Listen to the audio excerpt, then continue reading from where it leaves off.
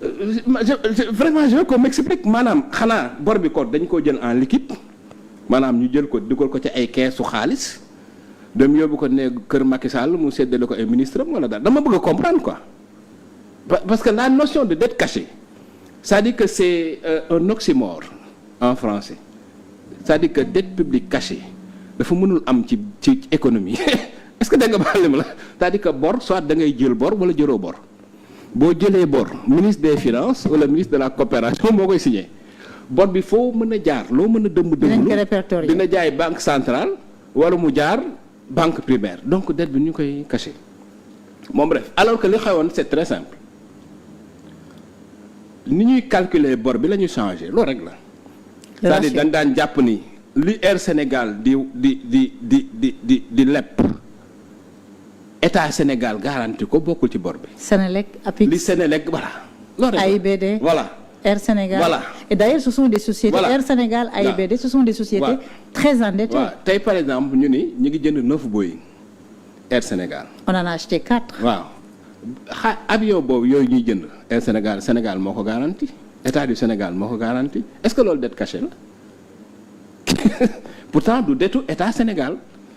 mais boo jëlee dette yooyu yëpp boo ko boolee ak dettu Sénégal évidemment dina àgg plus de 100% du PIB. 130%. mais bu fekkee dettu Sénégal nga jël moom rek base de calcul c'était entre 68 et 69 et ça tout le monde le sait tu vois donc est-ce que loolu jaroon na indi fi coow loo xam ne ba léegi mënta fay daje nañ à l'étranger ñu def réunion nga ne ma FMI ma ne la fii ba juin 2026 dërëm gaa yi duñ ko génne. ñëw nañu.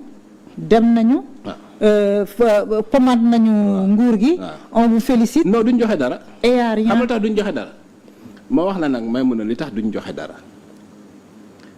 ñoom ci seen bopp ils se sont sentis humiliés par li ñu wax xam nga boo ñëwee di topp benn réew di ko féliciter di ko appuyer gars yi xëy suba na leen yéen FMI parce que buñ jàppee ni ñii gouvernement yi dañ doon falsifier di sàcc di wuruj. mooy FMI seen ay complices lañu. le FMI a fermé les yeux. voilà exactement. et d'ailleurs premier ministre nee na. te loolu FMI est complice. voilà te loolu FMI du ko mës a baal Sénégal moo tax nag wax naa la ko nee na FMI danañ def diplomatie mais duñ génne xaalis te loolu moo fi ne danañ nag phrase yu neex moom parce que diplomatie xam nga diplomatie mooy diplomatie dañuy wax yu neex bu ñëwee wax nguur gi liñ bëgg a dégg et cetera mais li ma la waxoon du dañ bu ñu amee chance ba am chance. bu ñu jëmee juin 2026 dinañ signer programme peut-être te loolu. day dépendre ci contexte politique. voilà. léegi Yérim FMI. mais yow léegi nga am xam-xam ah. man dama am xam-xam. léegi da ngaa garaaw. yaay yow tamit je suis avec le meilleur analyste politique. FMI wan nañu ginnaaw. te emprisonné nañ gouvernement bi ci rapport Forvis Mazars bi rapport bi génn na Christina Georgieva wax na Gemayel ñëw na fi def nañ seen mission dem nañu Sénégal amatul garantie souveraine suñu incursion ci marché régional bi c'est en train de coûter cher aux banques et aux PME sénégalaises pareeguñu ci loolu Standard & Poor's yóbbuwaat ñu 3CC1 situation bi ñu jëm ñu jékki-jékkiwaat ñu ñëw dugal ñu ci benn classement les pays en faillite Mozambique Sénégal Gabon le Gabon qui sort d'un coup d'État et qui a du mal avec les partenaires techniques et financiers donc pour yow 20 mois de gouvernance yi ni ñu communiquer sur les chiffres ni ñu communiquer ci deru Sénégal loolu la indi. mais lu mujj nii di ko indi mooy Ousmane Sonko ni du restructurer ak après mu dem meeting am daal ne réew bi dafa nekk fay. non dafa ne FMI dafa bëgg mu restructurer la dette. lui il refuse de le faire. le lendemain le surlendemain. boo ko waxee le lendemain lépp day wadd. ñu rétrogradé waat ñu. boo tuddee réew bi aussi tudd faillite boo xëyee suba sa notation day gën a wadd. soxna si sincèrement non man su ma doon Bassirou Diomaye Faye honnêtement parce que réew mi dafa toll foo xam ni il faut qu'il soit à la hauteur de l'histoire du défi. waaw gis nga man de su ma nekkoon place am damay def discours à la nation invoquer les circonstances exceptionnelles yi nga xam ne nii constitution bi may na ma ko. article 50. dégg nga baax la ma la jël décision yi nga xam ni moom la réew mi soxla. yan décision la war a jël. il faut un gouvernement d'union nationale. union nationale. waaw loolu teelu. déedéet gis nga réew mi képp ku yaakaar ni réew mi amati na temps mooy xamoo li xew. est-ce que dégg nga non déglu baax li ma la. xanaa da nga bëgg xam nga man dama mos a contre loolu.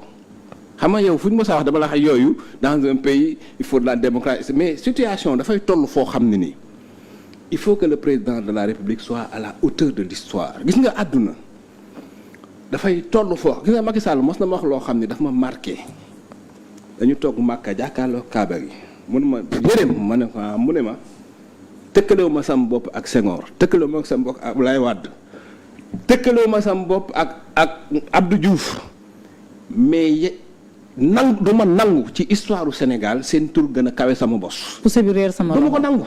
ma ne ko mun ma il faut que je sois à la hauteur de l'histoire de mon pays.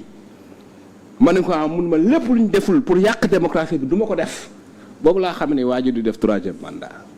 xam nga ñëw naa fi wax ko te musuma wax nii ni nu ma def 3e mandat. mais man bi ma waxee loolu noonu laa ko jàngatee. dégg nga wax li ma la wax. Bassirou Diomaye Faye dafa toll foo xam ne nii. mën na jóge fii nekk l'un des présidents les plus importants de l'histoire du Sénégal. un des meilleurs. tey dama ne situation historique bi ñu toll xam nga De Gaulle wax na ko situation mooy créer homme d'État. Deuxième guerre mondiale bu amul woon kenn du mos a xam ci àdduna kan mooy Charles de Gaulle. ba Truman. voilà Deuxième guerre mondiale bu amul woon kenn du xam kan mooy Winston Churchill. mais situation maanaam tëddinu jamono mooy créer homme d'État man su ma nekkoon place am tey li may def discours à la nation wax Sénégal fi mu toll ci wàllu koom-koom ak jafe-jafe yi nga xam ni dem na ba mi ngi bëgg a yàq suñu liberté suñu souveraineté parce que boo demee ba nga xam ni tu es obligé de recourir au marché local pour mën a fay say salaire mooy amatoo souveraineté benn boo demee ba nga xam ni réew bi nekkoon sa naataangoo fi nga dëkk tey daanaka genn wàllu li ngay leb ci moom lay jógee pour ñëw ci yow y a un problème boo demee ba nga xam ne Guinée bi fi Macky Sall di jógee suñu PIB war na mat 2 ou 3 fois PIB Guinée ñu dem bay tëkkal tey PIB Guinée ak PIB Sénégal y a un problème. c'est une dégringolade. bu ñu demee ba nga xam ni li nga xam ni lépp loolu rek la ñu am muy république bi ak démocratie bi. ñu salfaañe ko. dem na ba président de la république mooy institution bi ëpp doole bi nga xam ni mooy keno bi nga xam ni mooy téye république bi. te mooy kenn bi ci ëpp doole dem na ba ñuy wax ak moom comme kuy mais man mësuma gis lii ci àdduna bu ñu demee ba toll foofu nag il faut que le président ait le sens de l'histoire dafa war a def discours à la nation wax sénégalais yi fi réew mi toll wax solution yi mu pour man solution yi lan la il faut impérativement Bassirou Diomaye Faye changer gouvernement mais un changement absolument radical boo xam ni pour man warul jax jël un homme politique wala une femme politique di ko demee premier ministre dafa war a jël koo xam ne nii ñëpp d'accord nañ ci xarañteefam ku xam économie ku am relation ak bailleur de fonds yi ku am réseau ci àdduna bi mu nommé ko premier ministre. profil Matar Diop. bu jógee voilà très bon profil. profil Matar Diop bu jógee ci loolu. et surtout que xamoon na situation yi. non bu jógee ci loolu li Ousmane Sonko waxoon mu def ko appel d'offre. appel à candidature. waaw c'est-à-dire jël sénégalais yi gën a xereñ parce que loolu la situation bi laaj soxna si ku ne fi mu gën a mënee nga tànn sénégalais bi gën a xereñ nga teg ko fi mu doon un gouvernement de combat boo paree nga fàtt say bët fàtt say nopp focus ci sa objectif. ay miracle du am de mais chute bii nga xam ne fa lañ jëm. du am du am. alors. parce que l'idée fi mu toll xam nga lan moom fan lañ toll fi mu toll nii lu ñuy def ba du ñu lakkale foofu la waa bi wax bi toll. nekkatuñ ci logique est-ce que dañuy progresser déedéet maanaam dañoo wàcc boo xam. mais xam nga problème non attends xaaral ma la may mun a li may wax ni c'est très important dañoo wàcc boo xam ni faaw ñu arrêter wàcc boobu pour ñu bañ a àgg au fond. mais wàcc donc il faut boobu ñu donc fi ñu toll nii l'idée c'est de limiter les dégâts maanaam dégâts yi nu ñuy def ba arrêté ko. Ouais, mais le problème c'est que on est dans les abysses. Économiquement parlant. La tension sociale est au maximum.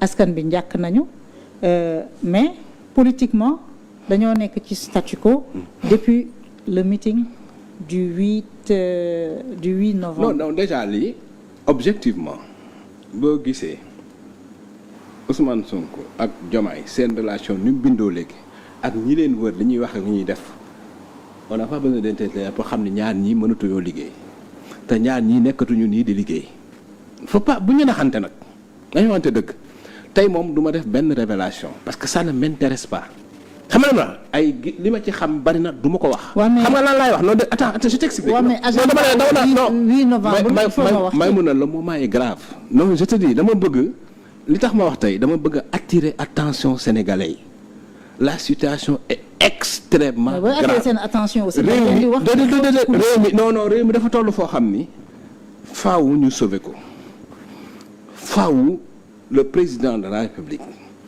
mi nga xam ni mooy le gardien des institutions mi nga xam ni maa ngi dégg Père Moustapha Diakhaté di ko wax nee na lupp ndey lu mu lax-lax fa la ñuy tëdd il faut qu'il soit à la hauteur du défi historique qui lui est posé il faut mu jël les décisions yi nga xam ni moom la situation bi laaj pour réew mi avancer. mais parce que même si on continue comme ça xam nga waxoon naa la ni après législative yi Sénégal dinañ lekk ñax waxoon naa la ko sa émission situation bi bu continuer en 2026 du ñu gis ñax bu ñu lekk da nga baax li ma la parce que affaire bi métteegul de. est-ce que xam nga ni situation bi métteegul. économistes yi nee nañu 2026 2027 mooy gën.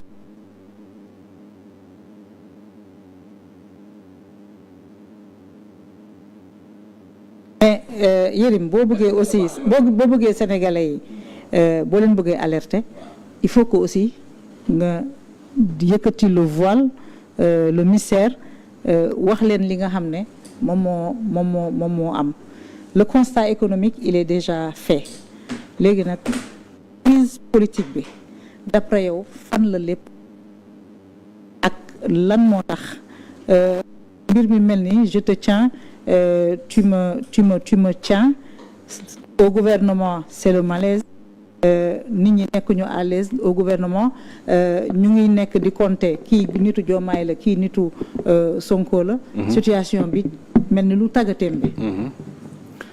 xam nga loolu may mun a loolu waxoon nañ ko mën ak yow suñu émission bi passé ne woon naa la annoncé woon.